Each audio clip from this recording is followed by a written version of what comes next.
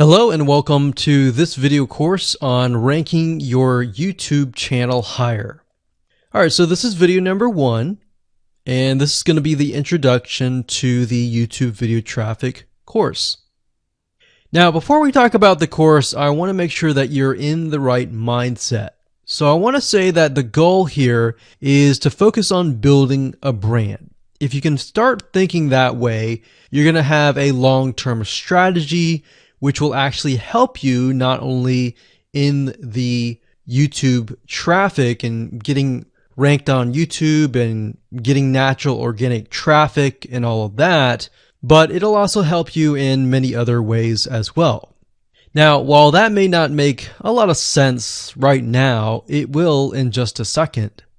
Now, this is not about throwing hundreds or even thousands of backlinks at your YouTube channel properties or videos. What you really want to do here is to focus on quality and not quantity here. And by doing that, it will actually help you in the long run, as you'll just see in just a minute. So before we get started and talk about the course, what I want to do now is give you a quick overview of what's inside this video course. Video number 1 is the introduction, of course. Video number 2 is what this is not about. And I want to make sure that I cover this because a lot of times when we talk about ranking on YouTube or Google or getting traffic or of any sort, there's a lot of assumptions that are made. So I want to make sure that we cover those assumptions and possibly roadblocks that are blocking your way. Video number 3, we'll talk about what Google wants and the strategy. If you understand what Google wants, then it'll make more sense on what the strategy is all about and how to implement it correctly. Video number 4, we'll talk about the ring, which is the strategy here. And of course, video number 5, we'll talk about how to automate the ring. Video number 6, we'll talk about account creation. And video number 7, we'll talk about how to outsource the account creation and the very tedious process of building the ring. And of course, video number 8, we'll talk about testing this out. And while that might seem a little bit simple, it really is and does take some time to make sure that everything works. So with that said, let's talk about getting started and what you're going to need. You're obviously going to need a product or service to sell. You're going to need to have a YouTube channel. You're going to definitely need to have money to outsource. If you do it yourself, it's going to take about a week or sometimes 2 weeks. But once it's set up and is good to go, then everything is automated. But at the end of the day, your time is valuable, so I recommend just outsourcing this process. But knowing how everything works and all of that will allow you to teach whoever you outsource this to, or you can pick and choose people that we will recommend that we have used personally to set things up for you as well. So with that said, let's move on to video number 2.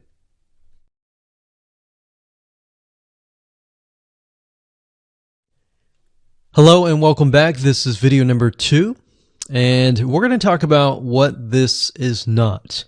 One of the biggest mistakes that we see a lot of people make is they assume that they know certain things, they know the strategy, they bring in what they already know and what they've seen work, and automatically assume that that is what the strategy is about.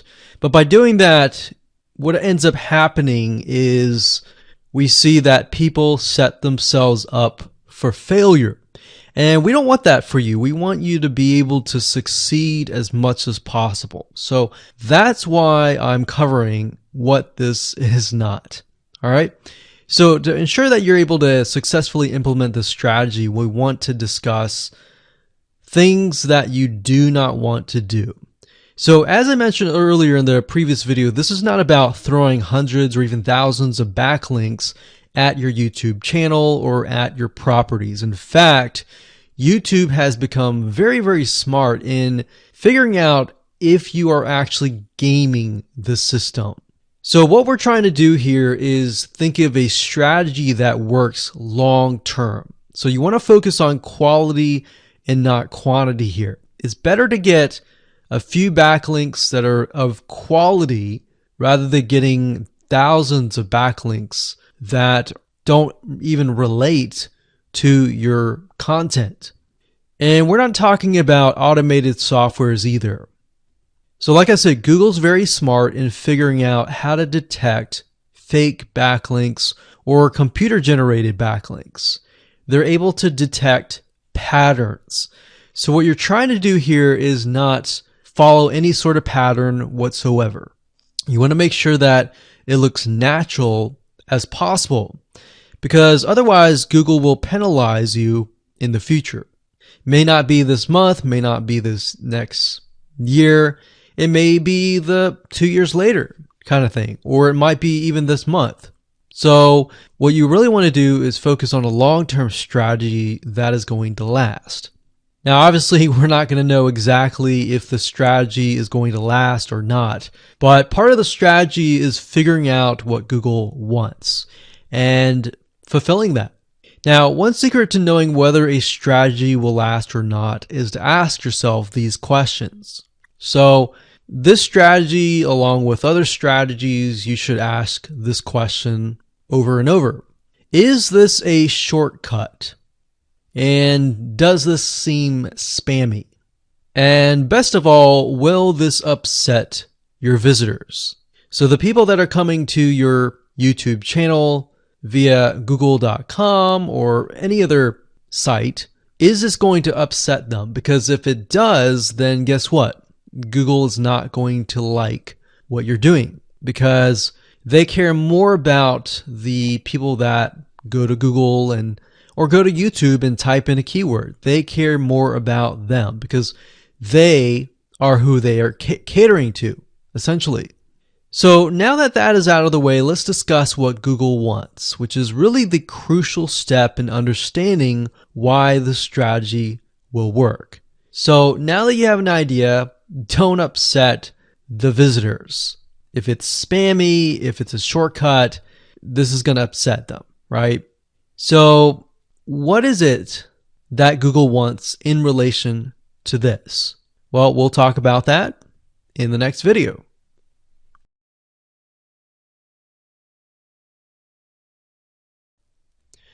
Hello and welcome back. This is video number 3, and this is all about what Google wants and the strategy.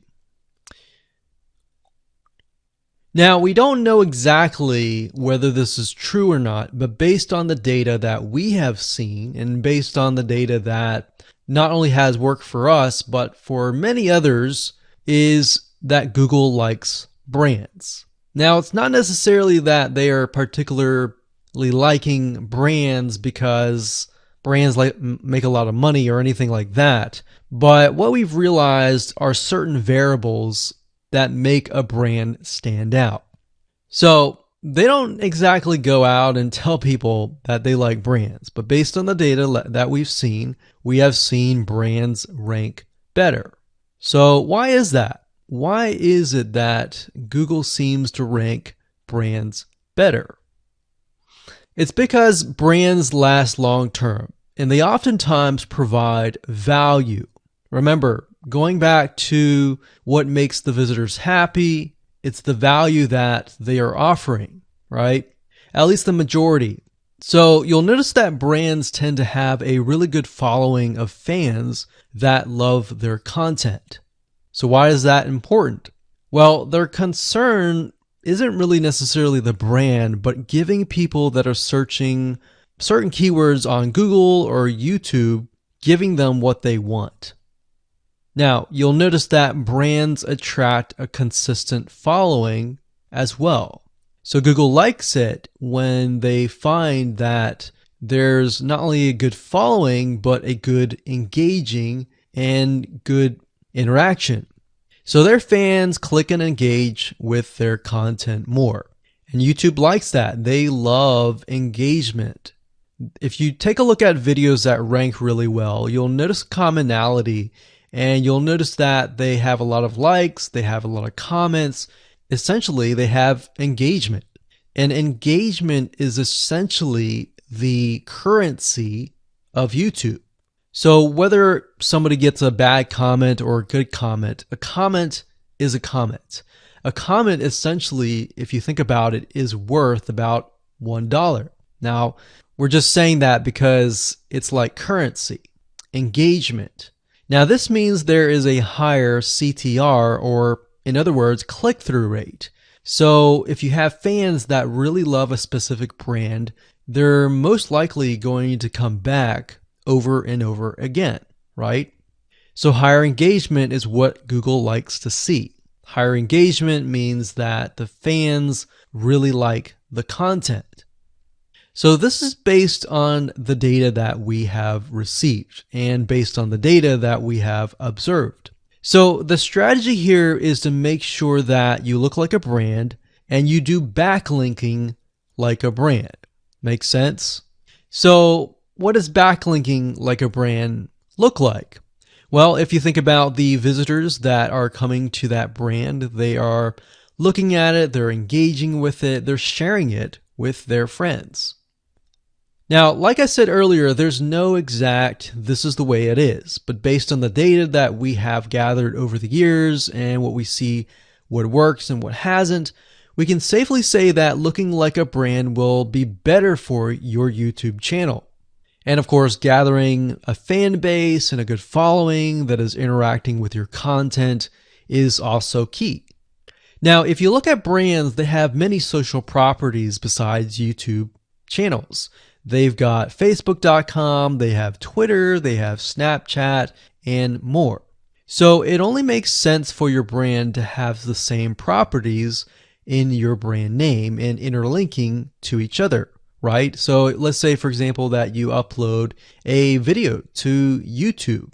Then it's going to make sense for you to post that same YouTube video or share it via Facebook, Twitter, Snapchat, and more. So essentially, we're interlinking them together. And that kind of brings us to this strategy, which is the ring. You're basically interlinking everything together. So like I said, for example, you post a video on YouTube, it needs to be pushed to Twitter, your Facebook fan page, and other social properties. And fortunately, because everything is going to be automated, once you do that, it will trigger and it will automate the whole process. So it makes sense because your fans will be located at these different social properties. So some people will be at Facebook, some people will prefer Twitter, and some people will prefer maybe Snapchat or Instagram and other social properties. But if you think about it, it sounds very time consuming and tedious, right? And yes, it is, but once everything is set up, it will actually make your life a lot easier. But like I said, don't worry, we're going to show you how to speed things up with a few dollars. So with that said, let's move on to video number 4.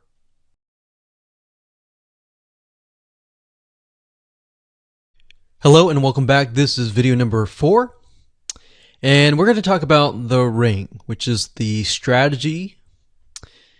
So in the previous video, we discussed why having different social media properties interlinked together can help Google see you as a brand who is sharing your content to your audience. In other words, these aren't just random backlinks, but links from big sites that are branded towards your company. And this is why this is super targeted and is much more powerful than a simple backlink. Makes sense? So now let's take a look at what this looks like in real life. So let's head on over to our nifty mind mapping software. I'm going to map things out so that you're going to be able to visually see how it all works. Okay, so to better understand how this works, we're going to map things out. Now, before we map things out, I want to start with some basics, and let's just pull this out here. So essentially the concept here is as you're building your brand, you're going to have many different social properties. And let's say, for example, this is the Facebook fan page. So that's your fan page. And we've got the YouTube channel over here because that is our end goal, is to have our YouTube channel get ranked higher.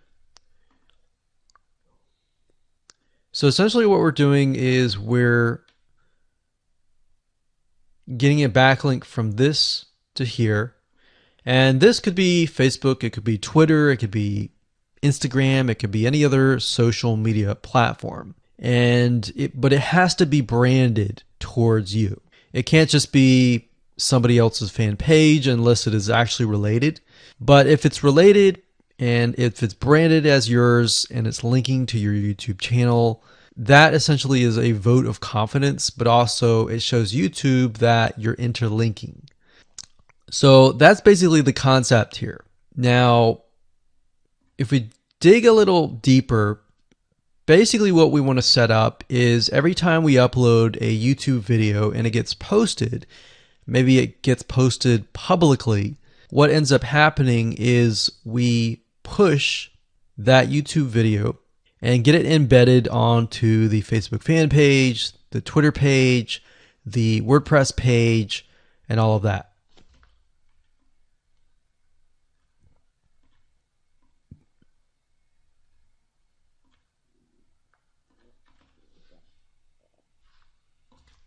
So we'll put Twitter.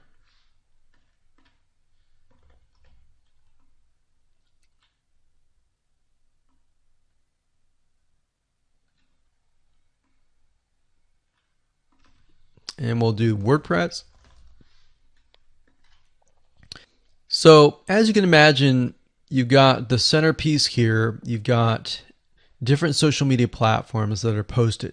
Now, there isn't necessarily a set rule where you have to post it to X amount of social media properties. It can be 5, it can be 10, it could be 20, it could be different social media platforms. But in order to execute this and get it correctly, you will need to make sure that the platform that we use to automate this process actually supports that specific social media platform.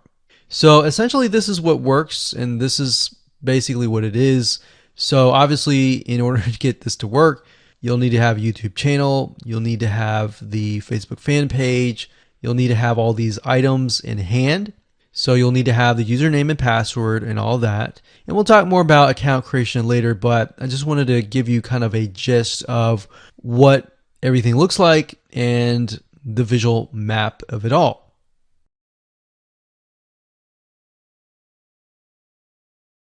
Hello and welcome back. This is video number 5. We're going to talk about how to automate the ring. Now that you understand how everything is interlinked, how everything is connected, and how you can kind of be creative and make your own ring. So after viewing the previous video, you can imagine how tedious and overwhelming it is to have to maintain the ring, much less get it set up yourself. But lucky for you, there is a way to automate it once you have set things up. It's getting things set up is the tedious process. Now, there's a software platform called IFTTT, and there's another one called Zapier.com that allows you to automate the process of moving content all around your social properties. So you could take a YouTube video and have it pushed to your WordPress site. And by pushed, I mean have it embedded on your WordPress site and then have it shared on your Facebook fan page, your Twitter page, your Instagram, and all of that. So you have essentially what we call triggers that whenever the trigger happens, then something else happens. So what IFTTT stands for is if, then, this, that. So if this happens, then what kind of deal. Now, between the two, Zapier will cost you a lot of money after a while. A lot of times they'll give you some free triggers and zaps, which is what they call it. And beyond that, it will cost money. Whereas with IFTTT, it's just as good, but it's free. So let's hop on over and show you how IFTTT works.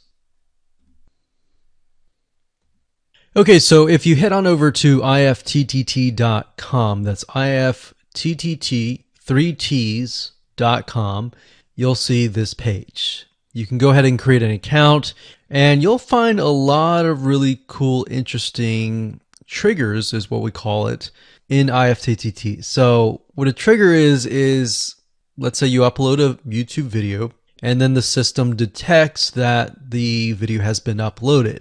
What do you want to happen after that happens? So if YouTube video has been uploaded, then post it to WordPress.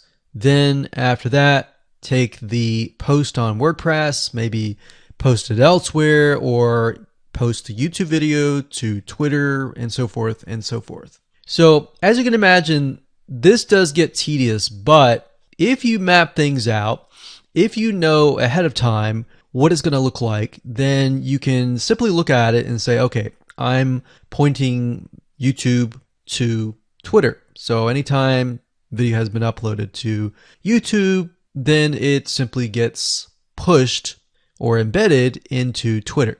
So we need to make a IFTTT trigger for that. So to do that, it's very easy.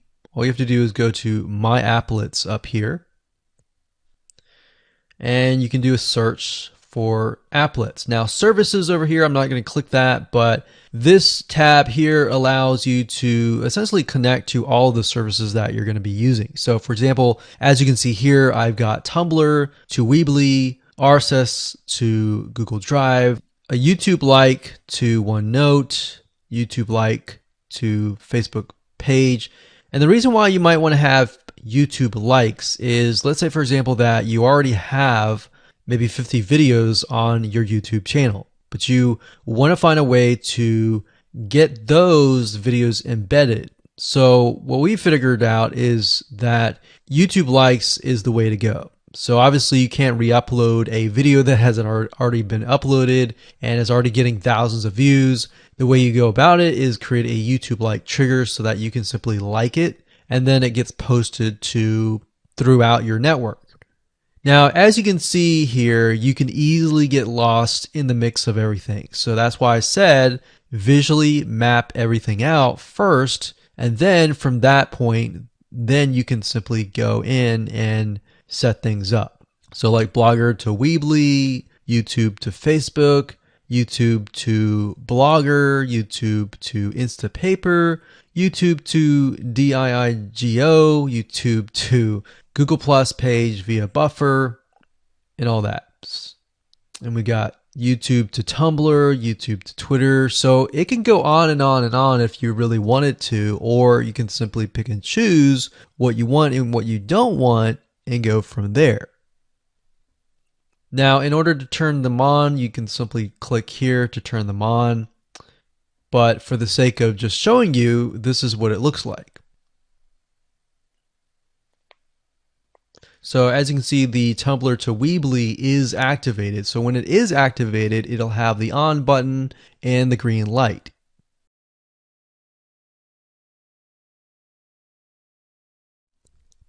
Hello and welcome to video number 6, and we're going to talk about account creation. Okay, so obviously in order to set up the IFTTT ring, you need to have accounts for all of your branded social properties. So in other words, you need to have the username and password for Facebook, for Twitter, for all the other social media properties. Now obviously if you already have some, then great. You don't have to create those. But for the ones that you do not have, you want to be able to create those. Now, while that does sound very simple, there's a few things that you really need to focus on. So to make sure that you're successfully able to do this without risking your accounts being closed, and that does happen, we're going to cover a few things that you must do with all of your accounts. In fact, some of our accounts have been banned or closed by mistake because it has to be done a certain way. So you need to make sure that you have everything correct. Now, first, you need to have an email address, preferably a Gmail account or an email account that is reliable. And you need to have one email address for that. Typically, you want to have something that is branded as well, because you never know with these social media platforms if they're analyzing every step of the process. Now, most social media accounts we have found require you to have a unique telephone number. So you will need to use either yours or you'll need to get one. If you don't have one and you don't want to use your personal telephone, there are several places to get unique telephone numbers that can be used for both voice and SMS. And the reason why you want to have it for SMS as well is because some of these social media platforms will send you a text message. Now, one in particular that we use is called line2.com. That's line2.com. And of course, there are many out there, but this is just one that we have tested and it works really well. So a lot of times when you create a brand new social media property, an account, you need to have a unique telephone number. Now, the reason for needing a unique telephone number is because most social media platforms, they really want to make sure that you are legitimate, especially nowadays. They have a lot of checks and balances and things that you need to get around to make sure that your account stays open. In fact, recently Facebook has been on a major crackdown, especially with everything that's been going on in the news. They want to make sure that you are legit and that you are not fake. Another thing is you'll also need to have a short bio, a description about your business, your website URL, a picture that is yours, and a professional, or if you don't have your picture, you can use a professionally royalty-free stock photo. Now, why do you need all this information? Well, the reason why you need all this information is because when it comes to account creation, you are going to need to have every piece of these items in hand to copy and paste over. Obviously, if you outsource this process, it's going to be a lot easier. And with that case, you're definitely going to need these items. And it's just going to make your life a lot easier when you're able to copy and paste and all of that. Your picture is actually very important because even Facebook will review photos on all accounts to make sure that fake accounts are not created. In fact, we created an account one time and it was using kind of a fake image, and even though it was royalty free and all of that, Facebook declined it and in fact did not approve the account. So they really want to make sure that your account is legitimate. Now, it's best if you take all this information and you write it out in an Excel spreadsheet so that you have it in hand, you have the username and passwords of all the social media properties, and you can simply log in and begin to create the accounts. So those are kind of the best practices that we have found over the years in terms of creating accounts.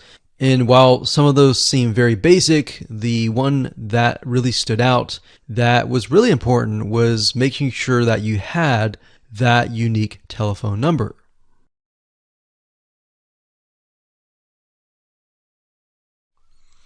Okay, so hello and welcome to video number 7.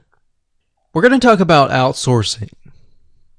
So as you can imagine, creating a ring is very time consuming, especially depending on how big the ring is and how many rings there are and all of that.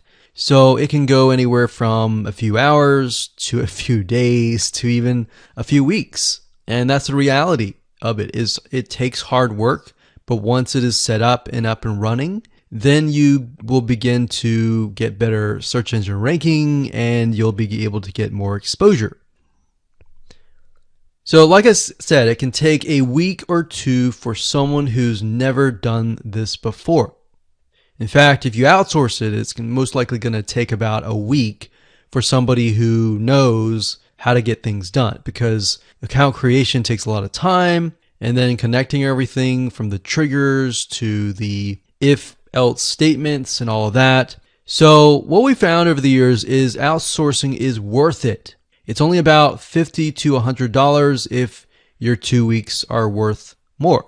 Obviously, if you're struggling with money and time is of essence and you have a lot of time, then you can set these up yourself. But for the most part, we've found that you really need to focus on your business and on whatever you're promoting. So go ahead and outsource this and it'll be worth your while. So let's discuss where you should go to find someone. And lucky for you, we've actually used several of these places. So we will show you particular vendors and freelancers that we have used so that you can simply just copy and paste. So what you want to do is you want to go to a specific website called legit.com with 2 I's. So LEGIIT.com. And when you get to this page, you want to type in IFTTT up at the top in the search bar, click enter, and then you're going to see a bunch of freelancers that can provide this service. So as you can see here, it says I will create an IFTT network, and as you can see, there are like 4 different rings. So typically one ring will cost you about $50. So this guy here, his name is Gemini Guy. We've actually used him before and gotten fairly good results. And what he'll do is all you have to do is give him the information for, like I said, the accounts, and have the username and password. And what we usually do is we create a brand new email account. So it's nothing related to the old business accounts or anything like that. So it's a new email account, all the information on a spreadsheet, and then we send it over to him. He creates the accounts, and then he logs into your IFTTT account, which you'll need an account for that as well. And then he'll set everything up. There's a lot of people that are doing this type of stuff. Some are doing like video embeds. And that's another thing with YouTube. One ranking factor is the more embeds, the better. But the more embeds that are done on a branded social property or a property that is actually related to your theme, that is actually better. The reason why is an embed is kind of considered a backlink to YouTube. So if we were to create a IFTT network that is specifically creating as many embeds in different social media properties, that can help as well. So we can have a ring or several rings, and on top of that, we can have video embeds. Now, the nice thing about legit.com is it's really focused on a lot of online marketing, SEO, and other different services like backlinks, PBN links, and all of that. But what we found is you don't want to get too fancy. You want to start out slow and work your way up. Because if you start just throwing a bunch of backlinks or even video embeds right away, it doesn't look natural, right? If you release a piece of content, sometimes it can take a week or weeks until you start getting hundreds or even thousands of likes or engagement. So you don't want to throw thousands or even hundreds of thousands of backlinks right away, right? So that's not going to look natural. And going back to what we talked about earlier in the previous videos, does it look natural? If it doesn't look natural or doesn't seem natural, then that can be a problem. So legit.com is an awesome site to go to. And this guy right here, Gemini Guy, like I said, is someone that we've used. Now, obviously, you can go to these other people and look at the reviews and see if they have good reviews and see what other people are saying.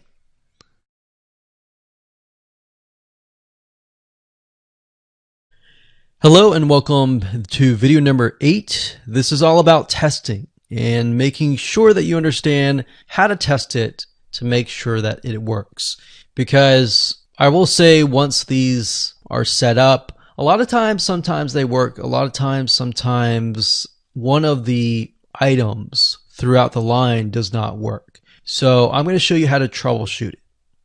So whether you created the ring yourself or you hired somebody to do it, testing is very, very important. In fact, we outsource most of our rings, but yet we still have to go back and test it out. A lot of times when these freelancers are in the mode, they'll test it out, but they're really relying on you to test it out because they can't upload a YouTube video to your YouTube channel unless they have access. And a lot of times we don't give them access for, privacy and security reasons. So let's go ahead and discuss how to do that. So let's hop on back over to IFTTT and I'll show you how you need to test things out. Okay, so we're back at IFTTT, and what I recommend that you do is you open up the Excel spreadsheet that the freelancer gives you or that you've created yourself. And on that Excel spreadsheet, it should have your username and password and all the links to all of the accounts that were created.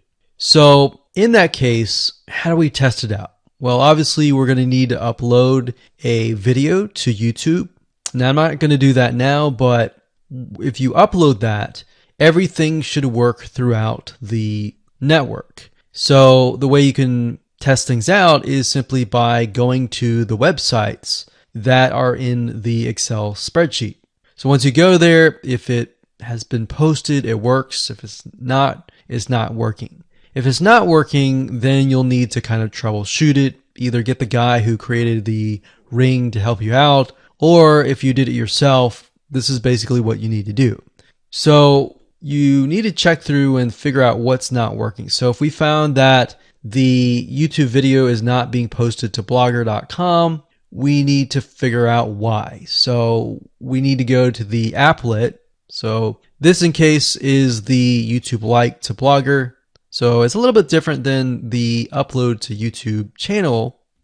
But if we click on that, you can see here that we have the applet that goes from YouTube like to Blogger. So if we click on this here, you can actually get a better view of what's happening. So basically anytime a YouTube video is liked, we create a post on Blogger, we put the title, we put all this.